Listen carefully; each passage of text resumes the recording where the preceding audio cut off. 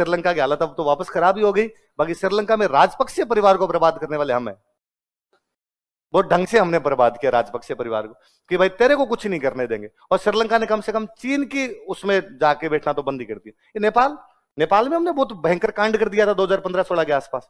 नेपाल में भी वहां दो प्रकार के लोग, एक तो नेपाली और एक वो इंडियन मूल वाले रहते हैं वहां पे मधेसी।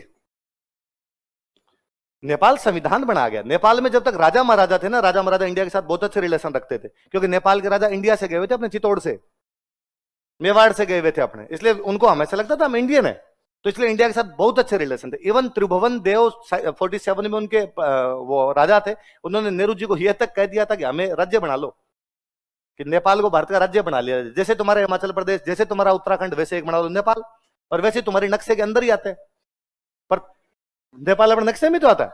तो पर हमने नेपाल को कहा कि नहीं नेपाल, हम किसी पे कब्जा नहीं करेंगे। तो नेपाल ने कहा कि साहब कर लो तो ठीक रहेगा, मैं तो खुद ही कब्जा करवाना चाहता हूं। तो हमने कहा नेपाल तेरी दिक्कत है तो हमें बता दे, हम तेरी दिक्कत दूर करेंगे। नेपाल ने कहा दिक्कत, तुम थोड़ी ज्योग्राफी जानते हो कि नहीं जानते, मैं लैंड लॉक कंट्री हूं। कैसी कंट्री हूं? जिसके कहीं से भी समुद्र नहीं लगता, लैंड से लॉक है। और वे देश जिनके चारों तरफ समुद्र ना हो, व्यापार कहां से करेंगे? मर जाओगे ना भूखे, सामान कहां से मंगाओगे? तो जापान ने कहा लैंड लॉक है हम, सामान कहां से आएगा हमारे तो ये नहीं समझ में आ रहा। तो हमने कहा जापान नेपाल चिंता मत करो, हम तुम्हें 2 बंदरगाह दे देंगे, कलकत्ता और विशाखापट्टनम। कलकत्ता और, इसलिए नेपाल आज भी किसी भी देश से सामान मंगवाता है तो पार्सल पर एड्रेस कलकत्ता और विशाखापट्टनम का लिखता है। नायका वालों को कहता है कलकत्ता भेज दो, फिर अपने यहाँ जाएंगे। जो भी उनको पार्सल मंगवाने होते हैं अपने, किसी भी देश से सामान मंगवाना, यहां से मंगवाता है। फिर नेपाल की अपने खूब सहायता करते हैं। 2 चीजें तो नेपाल में अपने ही बेचते हैं, दवाइयां और सब्जियां। अपने ट्रक भर भर के नेपाल में बेचते। इवन हमने नेपाल की साइड से बाउंड्री भी नहीं बना रखी, हमने नेपालियों का रखा आ जाया करो यार, तुम तो सीधे आ जाया करो, पासपोर्ट की भी आवश्यकता।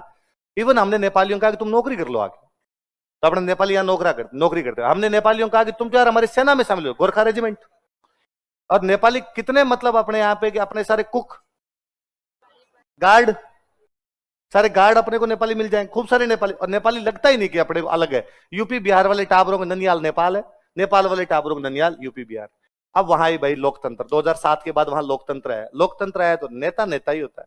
नेता चाइना की गोद में जाके बैठ गए। राजा महाराजा को तो इंडिया से लगाव था, उधर क्या लगाव, चाइना ने हड्डी थोड़ी डंकी फेंकी तो नेता सारे उधर जाके बैठ गए। तो चाइना, इधर नेपाल में एक राष्ट्रपति बना प्रचंड, प्रचंड पुष्प कमल दहल प्रचंड पूरा नाम है उसका, वो प्रचंड बना। और उनके टाइम में उधर उन्होंने कोई रूल लागू कर गए। एक तो प्रचंड ने बनते ही कहा कि मैं चाइना की यात्रा करूंगा। हमने कहा प्रचंड ऐसे नहीं करते यार, हम तेरे दोस्त। उन्होंने कहा ना आपने पहली यात्रा चाइना करे। तो प्रचंड की बेटी अपने को दिल्ली कॉलेज में पढ़ती थी, तो हमने उसको बुलाया, इधर तेरा एडमिशन रद्द है, हॉस्टल से कपड़े बाहर में धक्को देन बाहर।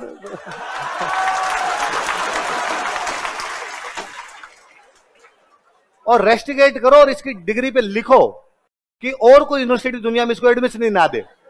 रेट लगाओ, रेट कि बदतमीज है, अच्छा व्यवहार नहीं करती, जीते लगाने उतने लगाओ। वो रोई तो उसने कहा मैम ऐसे तो मेरा करियर बर्बाद हो जाएगा, तो डैडी को फोन करो, चाइना नहीं जाना। तो हमने उस पर दबाव बनाई, उसकी चाइना यात्रा खत्म करवा दी थी। प्रचंड ने हाथों हाथ कहा कि स्वास्थ्य खराब होने की वजह से चाइना नहीं जा पाऊंगा। हमने वापस कहा कि नहीं हॉस्टल में रहो, प्रेंक था, प्रेंक हॉस्टल में।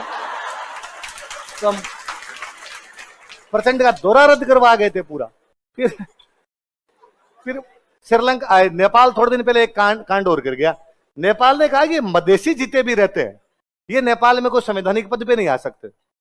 नेपाल का राष्ट्रपति, प्रधानमंत्री से जो बड़े पोस्ट जो भी होगी उन पे ऊपर मधेसी, मतलब मधेसियों को नेपाल के संविधान में कोई भी अधिकार, मधेसी बापड़े इंडियन है सारे। मधेसियों ने अपनी तरफ देखा कि यार ये क्या कर दिया। तो हमने कहा चिंता मत करो, तुम तो एक काम करो, अपने ट्रक भर के आते हैं सब्जियों के, अपने ट्रक भर के आते हैं दवाइयों के। जैसे नेपाल की सीमा में घुसे तुम इसमें आग लगा दो, 10-15 ट्रक चला दो, ड्राइवर का ध्यान रखना, भगा देना, फिर चला।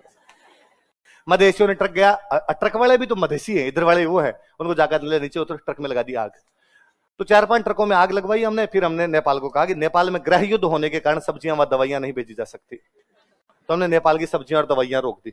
तो नेपाल ने कहा यार बिना सब्जियों के खाएं क्या, बिना दवाइयों हॉस्पिटल में लोग मर जाएंगे हमारे। तो हमने कहा भाई तुम्हारे सिविल वॉर चल रहा है, जब तक तुम्हारा सिविल वॉर समाप्त नहीं होता, बाउंड्री के ऊपर एकदम लोग ट्रक चला रहे हैं, तब तक हम कुछ भी भेजेंगे नहीं।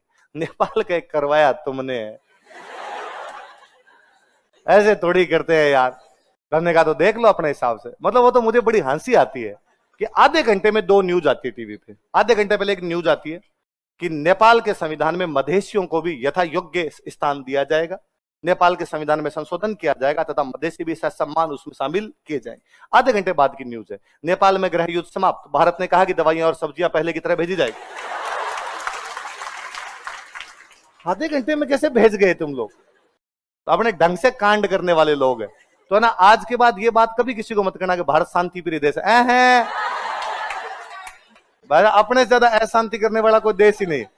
खुले खुले कहना नहीं, चिट्टा चिट्टा नहीं कहना, पर पता अपने को भी क्यों कहना कि है शांति प्रिय तो है, शांति चारों तरफ शांति रखने।